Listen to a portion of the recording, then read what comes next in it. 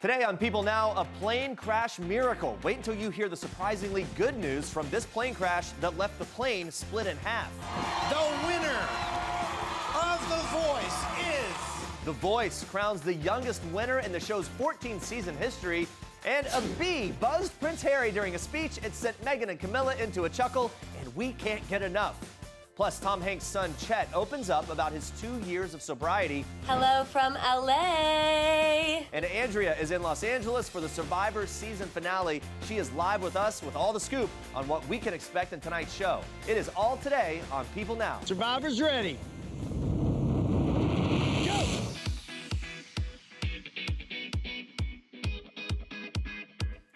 Happy Wednesday, everyone. Welcome to People Now. It is Hump Day. Woo! That midweek slump, it's getting to all of us. Luckily, the food calendar gods are here to save us all since it is iced coffee day as well.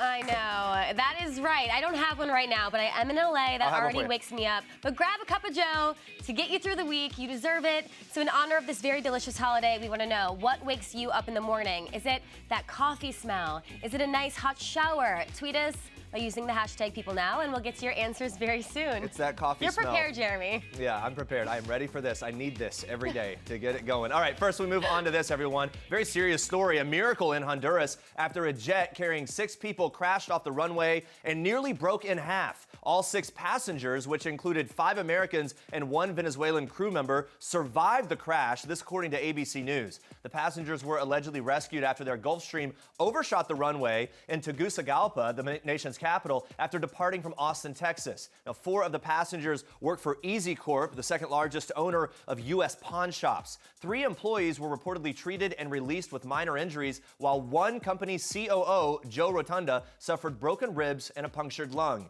Easy Corp released a statement late Tuesday writing the company is coordinating to make sure the employees and crew are receiving proper medical attention. Now, Honduran President Juan Orlando Hernandez tweeted that those injured were in stable condition. Guys, you can stay on people.com for any updates on this story as they develop. Now on to this. Kate Middleton released a letter of support on Wednesday as the royal patron of the East Anglia's Children's Hospices, also known as EACH. Now, this week marks Children's Hospice Week in the UK, which aims to raise money and awareness for children with life-limiting conditions and the services that provide them care. According to Kate, the EACH hospices play a vital role in helping seriously ill children and their families enjoy as many precious moments together as possible. In her letter, Kate talks about the theme of this year's Awareness Week, which is Life's Short.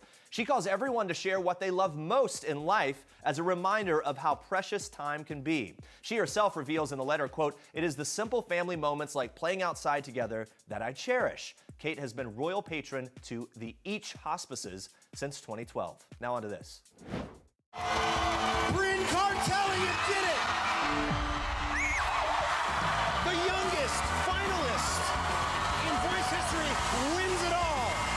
There you go. Bryn Cartelli is officially the youngest winner in The Voice history. The 15-year-old singer, known for her mature sound and style, snagged the top honor Tuesday night, marking the very first victory for first-time coach Kelly Clarkson. The new winner couldn't say nicer things about her coach, telling people, quote, "Kelly behind the scenes is the same way you see her on camera. She's hilarious. She's really real and caring. I've always looked up to her, and now that I can get advice from her, it's incredible." And it looks like Clarkson feels the same way about her, saying, "I'm going to be Bryn's big sister for life. One, just because I love her parents. We would totally barbecue. She's kind of stuck with me regardless of if she desires it or not." Well, I hope Cartelli is ready to balance barbecues with A-list superstars. No big deal. That's her new life now, while she also crams for finals. Congratulations to her. Guys, did you see this? Prince Harry apparently caused some buzz, pun intended, on Tuesday. It had nothing to do with the royal wedding, though, to Meghan Markle. Watch this. With which William and I draw inspiration from every day. To save an input, sorry, that beat really got me. Even Meghan Markle couldn't hold back her giggles after her new husband had some trouble with a little bee flying around his ear. The newlyweds attended Prince Charles' 70th birthday celebration garden party at Buckingham Palace on Tuesday. In the middle of Harry's speech, a bee got a little too close for comfort to his ear, and he couldn't help but swat it away. The internet went wild when Meghan Markle started giggling at her husband's predicament. She shared a few laugh-filled glances with Camilla and explained the situation to her new father-in-law, Prince Charles, who also found a little joy in the situation as he flashed a royal smirk. And even the crowd laughed along. Don't worry, everyone, the bee didn't cause too much damage, as Harry was able to continue with his speech honoring his father, and we got a great giftable moment out of it, so I'd say it was a win-win. There you go. Andrea, as we said, you're in LA for the Survivor finale tonight. More on that a little later, but you've also got some more for us in Star Treks today. Yes, I do. We are kicking off Star Trek today with a Baby Spears update. So, Jamie Lynn Spears is opening up to people about adjusting to life as a mom of two. After welcoming daughter Ivy Joan on April 11th with husband Jamie Watson, the singer says, quote, things are getting back to normal. Now, it's definitely shifted the dynamic a little bit because you go from having one child for 10 years, and that's your full focus. Of course, Jamie Lynn is also mom to daughter Maddie Bryan from a previous relationship. The former Nickelodeon star welcomed Maddie when she was 17 and says, quote, there was a lot of chaos around my last pregnancy. This time, it's been a really peaceful experience. The only difference is the support system. I have an amazing husband who is an amazing father. It's so good to hear. Now, Jamie Lynn has made balance a very important part of life this time around, as she and her husband have set up an efficient system for splitting up responsibilities. So Watson handles Maddie's pickup and drop-off schedule for basketball and softball practice, while Spears is on diaper duty and feeding. I think that sounds very efficient to me. And Spears got real about how much she enjoys nursing, saying, quote, it's such a bonding experience. I love it. I wouldn't change it. It's one of the most natural things in the world. However, having two kids to take care of changes how and when she can nurse. Jamie joked, now I have another daughter who I have to go and run behind, so the breastfeeding takes on a new life because when I'm sitting at my daughter's softball games, I'm like, don't you dare. So it's a different story trying to find and plan when to breastfeed. I can't say, hey, I'm gonna go home and breastfeed. It's not just about one baby, it's about two. Now, Spears even recalled a specific time at one of Maddie's softball games that baby Ivy got a little hungry, saying, quote, I sat in the car at the ballpark and breastfed. I was like, if one of Maddie's friends sees me, she's gonna be so livid. Well, hey, you gotta do what you gotta do. All right, moving on to this. Meghan Markle may now officially be known as the Duchess of Sussex, but to her friends, she's still just Meg. The makeup artist Daniel Martin, who helped the new royal achieve her perfect wedding look, tells people even he was confused what to call the Duchess after she married Prince Harry, explaining, I asked her, do I bow to you? I don't want to disrespect you, but I've known you for almost 10 years. What's up? She just started laughing and said, I'm always going to be Meg. Now, Martin says the bride was incredibly calm, cool, and collected in the moments leading up to the ceremony, explaining she didn't seem nervous. She was regular Meghan. So good to hear. Now, Martin also revealed only a small group of people assisted the bride before she walked down the aisle, saying the reality of the big day, quote, did not hit us until she got that dress on. He adds that he started to cry after seeing Meghan for the first time as a married woman, explaining, it was the first time I was able to be there in person. It was almost like she looked at me and said, what do you think? How'd it go? And I lost it. It was so moving and so perfect. The day couldn't have been better. All right, now watch this. Hey,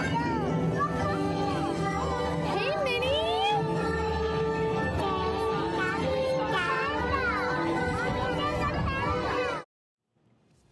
Well, nothing like a little getaway with the world's most famous mouse. Kim Kardashian West enjoyed a Tuesday Disneyland trip with her two older children, North and Saint. Now, the mom of three shared a few clips on her Snapchat account, singing along to It's a Small World and riding King Arthur's carousel. Although West's 4-month-old daughter, Chicago, has a few more years to go before she can enjoy the world-famous park, it's only a matter of time, since the Kardashians are huge fans of the most magical place on Earth, sporting lots of Disney-themed outfits, Mickey ears, and of course, face paint. Hey, we'll love to score an invite next time, Kim. Let me know. Looks like a blast.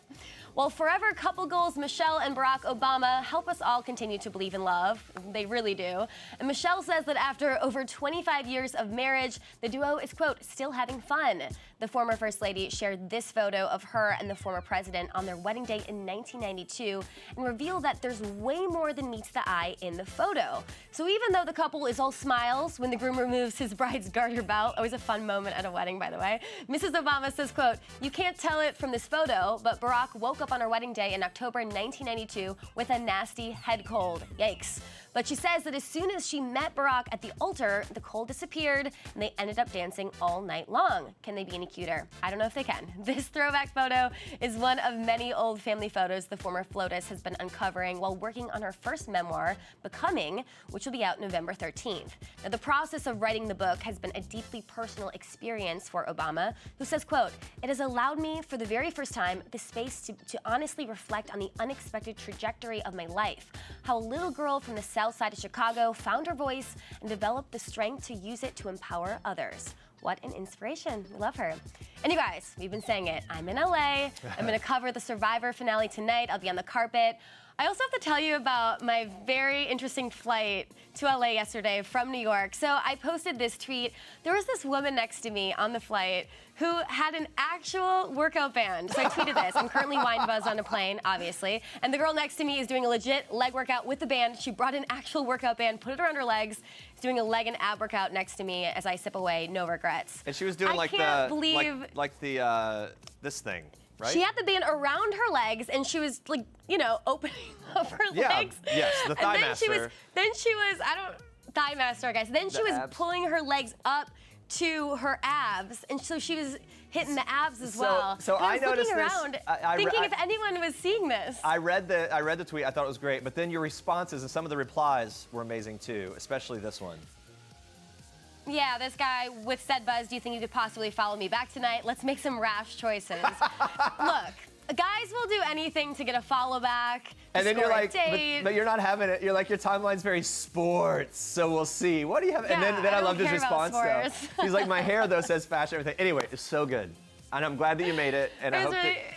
It was really fun. Yeah. But stick around, you guys. I'm teasing what's going down in the big Survivor finale tonight, including the very intense challenge, and the final contestants are facing off in that. So very excited. So stay tuned. There you go. And also stay with us because we're breaking down what it was really like inside Saturday's royal wedding, as told by the lucky guests themselves. Plus, Tom Hanks' son is opening up about his sobriety and the advice that his famous father told him along the way. You can stick around for that as well.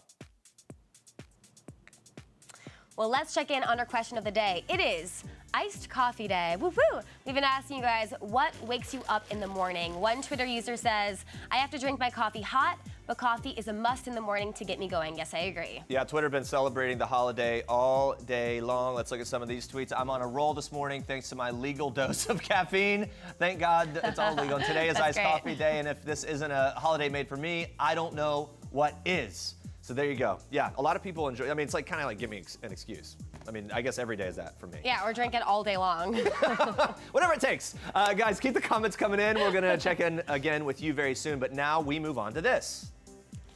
Okay, so Meghan Markle totally looked like a dream on her wedding day. But can we talk one more time about the bridesmaids and page boys who stole the show? Yeah, from Charlotte's signature wave to the toothy grins from the veil-carrying page boys that made us all smile wide too. We think that the 10 playful kiddos were just what that fancy day needed.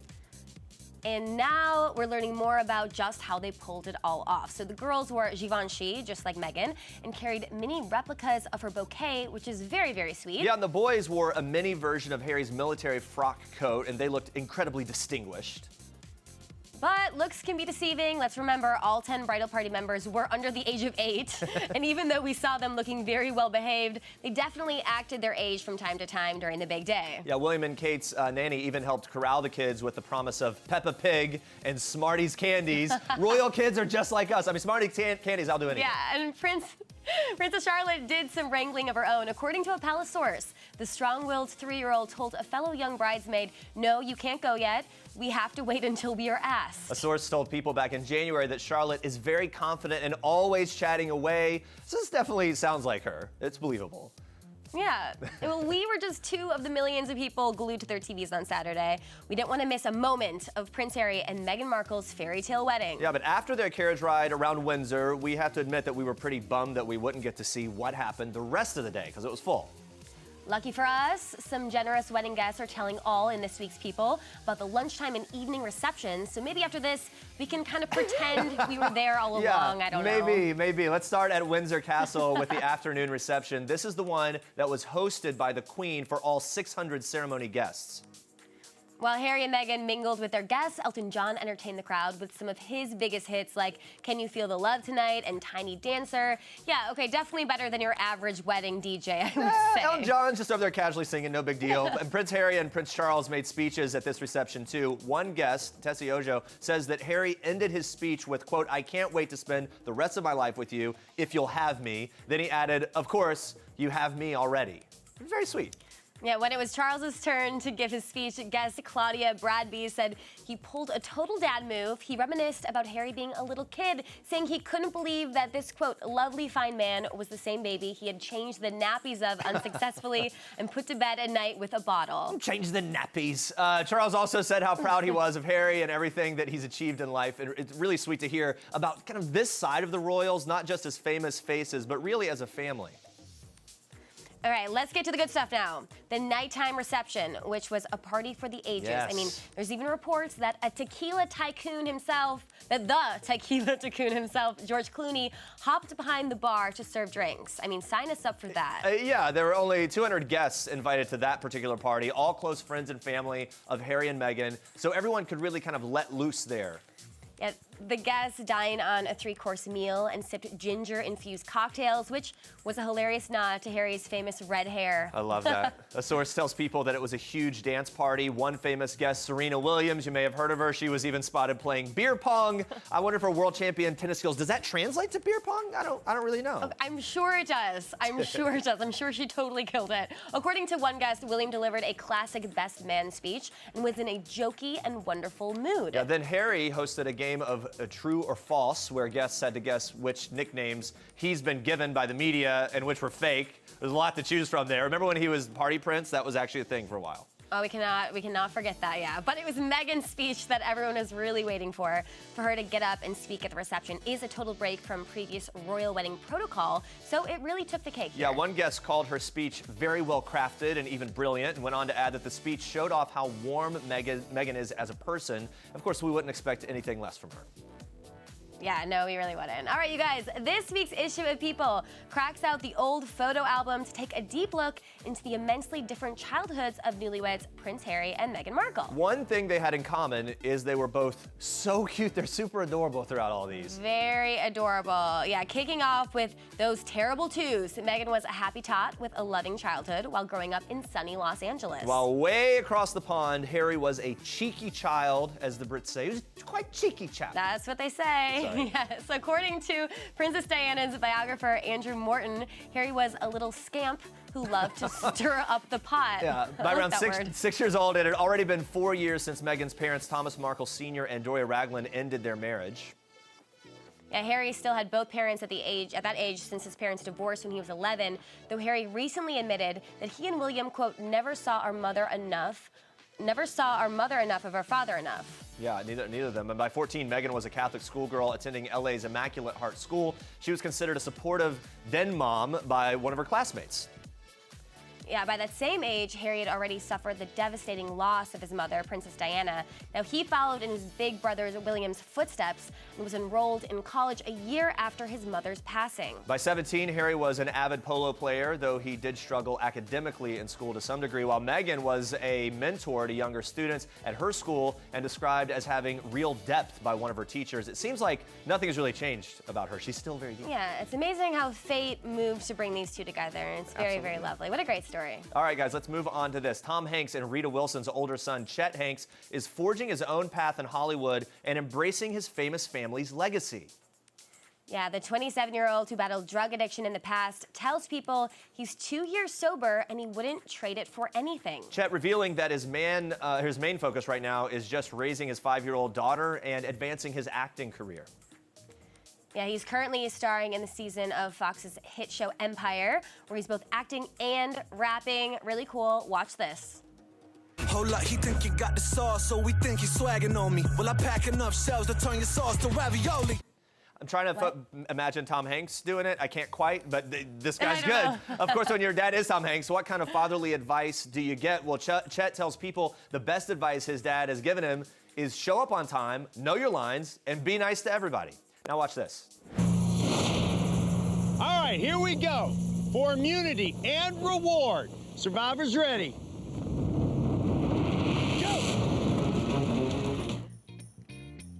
they're off. Season 36 of Survivor is coming to an end. Will it be Laurel, Jonathan, Dom, Wendell, Sebastian, or Angela who takes home the $1 million? Tune in to the finale tonight to watch it all go down. Now, I'll be talking to the Survivor cast and lucky winner, so stay tuned for those interviews in tomorrow's show. But first, take a look at this very intense challenge, which will determine who goes home next. For today's challenge, you're going to race through a giant maze, collecting bags of puzzle pieces along the way. Once you've collected all the bags, you'll use the pieces inside to solve the puzzle. First to finish wins immunity. Safe at Tribal guaranteed a 1 in 5 shot at getting to the end. Losers, Tribal Council, or somebody will become the 8th member of our jury. In addition, you're playing for a reward. We like that, Jeff. The winner of this challenge will have, waiting back at camp, a steak dinner. Baked potato. Bread. Dessert. Big steaks. We'll drop for spots. Big steaks is right. We'll get started.